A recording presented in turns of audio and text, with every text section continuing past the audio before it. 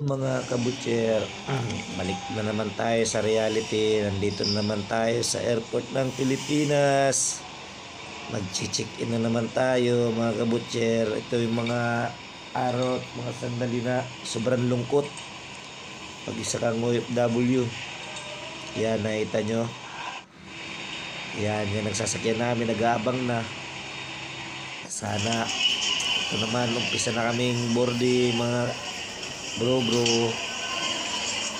Tsaka nandito ako paano lang, silip-silip lang sa mga kapwa OFW na nalulungkot. Kasi nga hindi talaga biro maging isang OFW. Masaya man tingnan pero mahirap talaga, lalo yung mga may pamilya talagang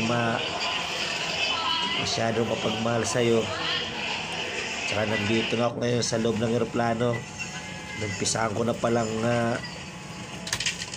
paglaruan tong touchscreen na para kahit paano may mapaglibangan ako, tanggal ng aking mga nasa isip na kalungkutan.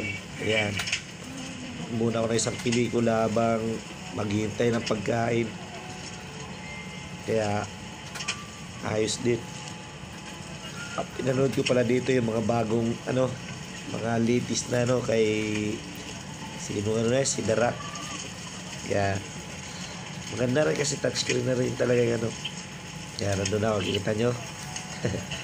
Masyadong malamig lang din sa loob ng aeroplano mga kapwa OFW. Naman, hindi ko na pinakita. Nandito na ako sa Oman mga OFW. Sobrang lungkot na. Ito na yung airport ng Oman. Hindi ko mapinakita sa iyo yung kalahatan kasi nga wala akong sarili. Yan, hindi ko pinakita talaga yung mga ano lang nadaanan ko. Yan, makikita nyo lang. Yan ang airport. Arrival na dito sa Oman. Tsaka itong sunod naman na pakita sa inyo yung video na sa labas. Yung nakasakay na ako ng bus papunta sa bahay namin. Yan ang itsura sa labas mga OFW. Yan, sa labas ng airport yan.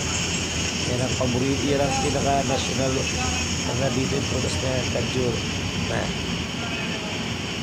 Kaya sobrang nakakalungkot, pero dapat natin magtiis, magtsaga mga OFW, pop reality na pakasakit sa dibdib. Kahit anong isipin mo, tulad nyo nandito sa loob ng kwarto ko, wala lang, maging matibay tayo kasi yung pag-iisip ang magpapaano sa atin, papahinang loob na hindi tayo tumuloy sa trabaho. Kaya sana balang araw mag-ipon na tayo para hindi na natin bisanin yung sariling bansa natin. Hindi na tayo pumunta dito sa mga bansang malayo tayo sa ating pamilya kasi yan talaga napakalungkot talaga. Yan, may pulis pa, medyo in-stop ko dyan. Madali pa tayo kasi bawal dito yung video ng mga masisilan dito sa bibilis mga OFW. Kaya pinakita ko lang din yung highway dito. Tingnan yung gano'ng kalinis yung highway dito.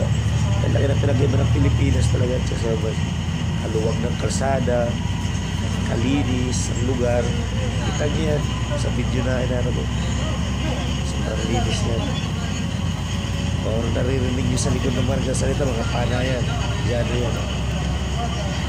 Mga kasabayan ko rin yan nag-arrive dito sa Oman. Nag-ano rin sila ng buhay nila, ipagsapalaran katulad sa atin. Kaya sipag at syaga lang tayo dito.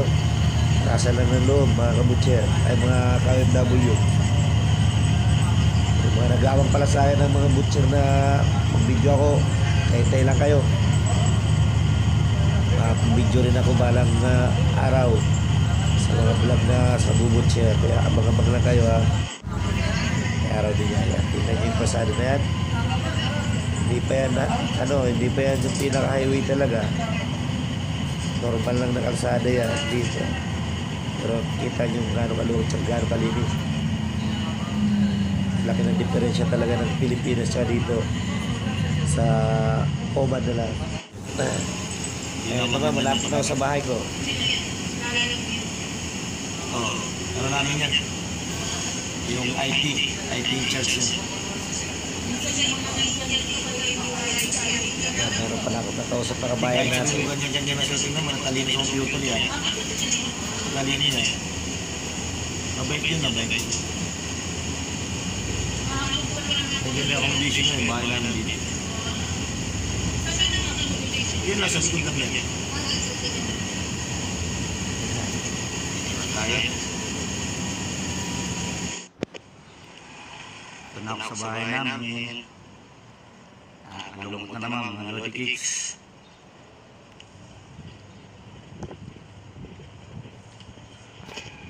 Okay, nandito na lang. Pero muli sila namin akit pa ako. Nandito na lang.